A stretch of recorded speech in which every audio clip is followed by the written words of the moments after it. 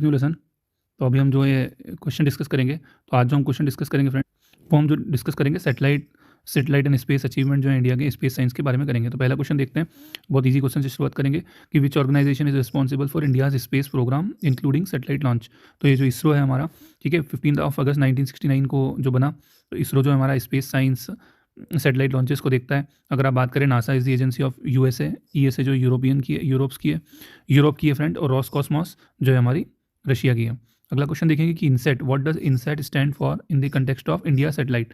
तो इनसेट का मतलब क्या है फ्रेंड्स? इनसेट का मतलब है इंडियन नेशनल सेटेलाइट सिस्टम, ठीक है। तो ये जो इनसेट होती है ये मल्टीपर्पज़ सेटेलाइट है, और ये टेलीकम्युनिकेशन, ब्रॉडकास्टिंग, मेट्रोलॉजी, अभी इस तरह के काम करती है। ये बहुत आईएमपी हो जाता है, क्योंकि अभी आप देखो कि रिसेंट में भी थोड़े दिन बाद इनसेट सेटेलाइट की एक सीरीज़ और लॉन्च होने वाली है इन 2024।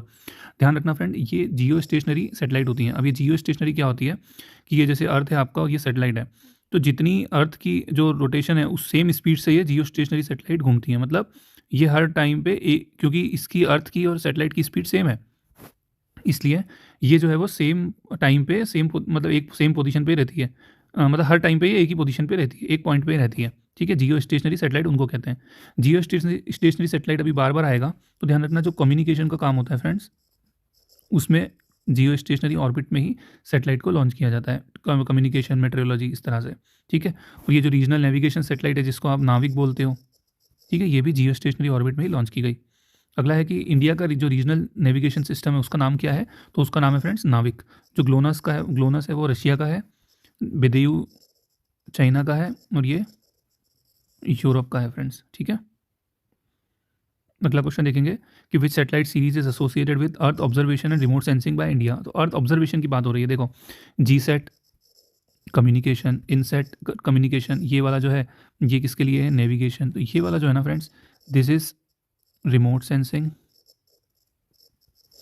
And observation. अब ये कार्टोसेट क्या है फ्रेंड्स, मैं आपको बताता हूँ। जो कार्टोसेट है ये लिखा हुआ है यहाँ पे, देखो आप, यहाँ पे हम कर देते हैं। तो ये जो कार्टोसेट है फ्रेंड्स, कार्टोसेट सन सिंक्रोनस ऑर्बिट में भेजी गई, ठीक है। ये क्या होता है, जितने भी जो ये आपकी ऑब्जर्वेशन सेटेलाइट होती हैं वो इसी ऑर्बिट में भेजी जाती हैं। अब ये क्या होता है, जैसे मैंने आपको बताया कि एक जियो स्टेशनरी ऑर्बिट होते हैं, वो क्या होते हैं कि उनकी जो रोटेशन स्पीड होती है वो अर्थ की स्पीड के बराबर होती है। मतलब वो हमेशा एक ही पॉइंट पे रहते हैं। ये सन सिंक्रोनस क्या होता है कि जैसे मान के चलो, अगर 6 बजे सेटेलाइट जयपुर की तरफ है, हर बार 6 बजे वो जयपुर की तरफ ही रहेगी, ठीक है।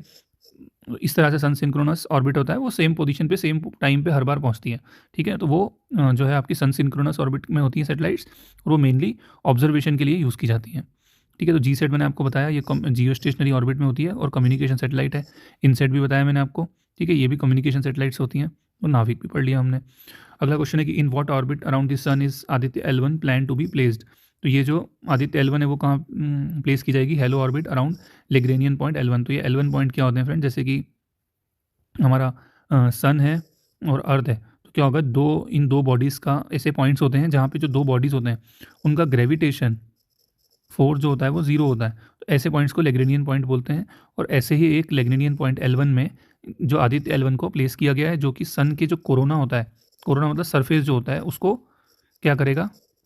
स्टडी करेगा, ओके। अगला है कि आदित्य L1 का मेन मिशन क्या है। तो मेन मिशन क्या है? डिस्टेंट गैलेक्सी, नो, इसका मेन मिशन है to observe the sun's outermost layer the corona, ठीक है। इसका मेन मिशन ये है। अगला क्वेश्चन देखते हैं कि आदित्य L1 कहाँ से लॉन्च किया गया। तो ध्यान रखना, हमारी जो मैक्सिमम जो लॉन्च होती है सेटेलाइट्स, वो कहाँ से होती हैं? श्री हरिकोटा सतीश धवन स्पेस सेंटर से होती है, जो कि आंध्र प्रदेश में है, ठीक है, ध्यान रखना। ये जो लिखा है बैकनोर कॉस्मोडोर, तो हमारी जो इंडिया की जो फर्स्ट सेटेलाइट्स थी वो रशिया की मदद से ही लॉन्च हुई थी, तो वो इसी लॉन्च सेंटर से लॉन्च होती थी। भारत की पहली पिको सेटेलाइट का नाम क्या है? तो उसका नाम है फ्रेंड्स अनुसेट, ठीक है। ये पहली पिको सेटेलाइट है, मतलब जो बहुत माइन्यूट साइज़ होती है वो। तो ये जो है अन्ना यूनिवर्सिटी के द्वारा बनाई गई थी। इस यहाँ पे एक टर्म और लिखा है PSLV C37। PSLV C37 जो है पोलर सेटेलाइट लॉन्च व्हीकल है। ये जो PSLV है फ्रेंड, ये सेटेलाइट को मेनली सन सिंक्रोनस ऑर्बिट में भेजता है। आपको मैंने बताया था सन सिंक्रोनस क्या होता है कि मतलब एक टाइम जो एक पर्टिकुलर प्लेस पे वो सेम टाइम पे एक पर्टिकुलर प्लेस पे पहुंच जाएगा, ठीक है। 6 बजे हर बार जयपुर पे 6 बजे रहेगा। तो ये PSLV C37 जो मिशन था, इसने 104 सेटेलाइट स्पेस में लॉन्च की थी, ठीक है, कमर्शियल पर्पज से इंडिया के, ओके। तो इंडिया अब दूसरी कंट्रीज़ के भी सेटेलाइट लॉन्च करता है फ्रेंड्स, सॉरी। अगला क्वेश्चन देखेंगे। ये इनसेट 1 भी एक कम्युनिकेशन सेटेलाइट है, Cartosat is earth observation satellite. अगला क्वेश्चन पूछा है कि इंडिया की पहली मल्टी वेवलेंथ स्पेस ऑब्जर्वेटरी का नाम क्या है, तो उसका आंसर है फ्रेंड एस्ट्रोसेट। ठीक है, तो ये एस्ट्रोसेट है, India first dedicated multi wavelength space observatory. तो ये वहाँ पे गैलेक्सी स्टार सबको स्टडी करेगी। आखिरी क्वेश्चन है हमारा आज का कि which satellite series is dedicated to providing services in the KU band of the electromagnetic spectrum. तो ये फ्रेंड्स कम्युनिकेशन से रिलेटेड है, तो ध्यान रखना इसका आंसर होगा GSAT सीरीज़। तो ये क्या होता है, कम्युनिकेशन में भी अलग अलग बैंड होते हैं, तो ये जो KU बैंड है उसमें ये GSAT सीरीज़ जो है सर्विसेज देगा। ठीक है, तो ये हो गया हमारा। Okay friend, thank you so much. आगे फिर दूसरे क्वेश्चन डिस्कस करेंगे।